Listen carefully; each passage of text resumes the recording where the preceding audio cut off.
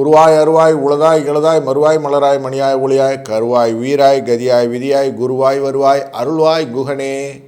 Sri Kuberan TV நேயர்களை காலை வேளையில் சந்திப்பதிலே பெருமகிழ்ச்சி. வணக்கம் கடகம் ராசி நண்பர்களே. மற்றவர்களையும் ஒருங்கே அரவணைத்து கொண்டு தாய் போல செயல்படக்கூடிய உங்களுக்கு இந்த வாரமானது 27 ஏப்ரல் 2026 1 மே 2026 வரைக்குள்ள காலகட்டங்களிலே பூர நட்சத்திரத்திலிருந்து விசாக நட்சத்திரம் வரைக்கும், அதாவது சிம்ம ராசியிலிருந்து விருச்சிக ராசி வரைக்கும் சந்திரன் செல்ல இருக்கிறார். இப்படி அவருடைய பயணமானது உங்கள் ராசியிலிருந்து பார்க்கும்போது 2ஆம் இடம் அப்படிங்கிற இடத்துலேருந்து பயணம் செய்வார். இந்த 2ஆம் இடத்திலிருந்து இவருடைய பயணமானது 5ஆம் இடம் வரை செல்ல இருக்கிறார். அப்போ 2ஆம் இடங்கிறது குடும்ப தனஸ்தானம், 5ஆம் இடம் யோகத்தை கொடுக்கக்கூடிய விருச்சிக ராசி. அப்போ மண்மனை வாகனம் போன்ற விஷயத்திலும் முயற்சிகளிலும் சந்திர பகவான் சேர்க்கிறார் அப்படின்னு தெரிகிறது. அதனால் இந்த வாரம் உங்களுக்கு நிறைய மாற்றங்களையும் எழுச்சிகளையும் ஏற்றங்களையும் நன்மைகளையும் ஒருங்கே கொண்டு வரக்கூடிய வாய்ப்புகள் நிறைய இருக்குது. அது நல்லா புரிஞ்சிச்சு. 27ஆம் தேதி புதனின் ஜெயந்தி அப்படின்னு வரும். புதன் அப்படிங்கிற கிரகத்தினுடைய பிறந்த நாள்.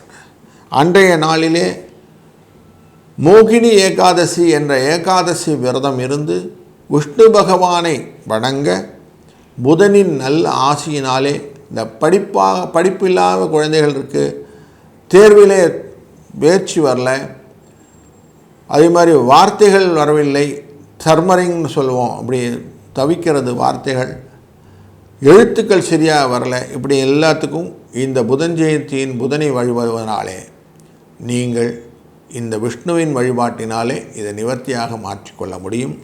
இதை பரிகாரமாக பயன்படுத்தி கொள்ளலாம். 28ஆம் தேதி மீனாட்சி திருக்கல்யாணத்தின் அன்று தாலி அப்படிங்கக்கூடிய அந்த தாலிக்கயிறை நீங்கள் தானமாக கொடுப்பது, அந்த தாலி பிரித்து கட்டிக்கிறதுன்னு சொல்லுவோம், மஞ்சக்கயிறை கட்டிக்கிறது.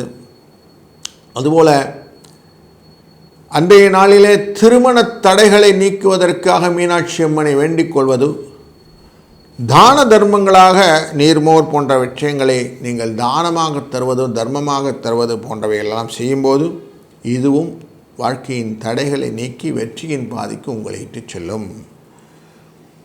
30ஆம் தேதி நரசிம்ம ஜெயந்தி அன்று அவசியம் நீங்கள் கடன் அடைப்பதற்கான வாய்ப்புகளை ஏற்படுத்தி கொள்ளுங்கள்.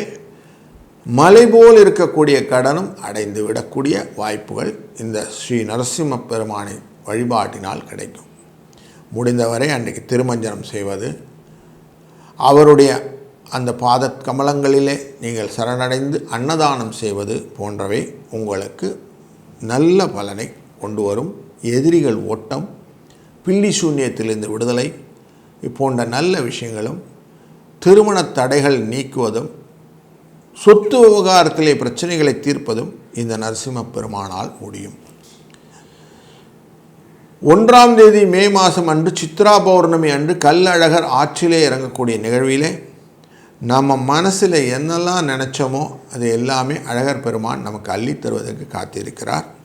அதனாலே அந்த நாளிலும் சித்ரா பௌர்ணமி அன்று சித்திரகுப்த பூஜையை செய்து சித்திரகுப்தனை வழிபடுவது போலவே நாம் கல்லழகரையும் வழிபட மேன்மேலும் வளங்களும் நலங்களும் உங்களுக்கு என்றும் என்றும் எப்போதும் உங்களுடன் துணை நிற்க இறைவனருள் உங்களுடன் இருக்கட்டும். வாழ்க வளத்துடன்.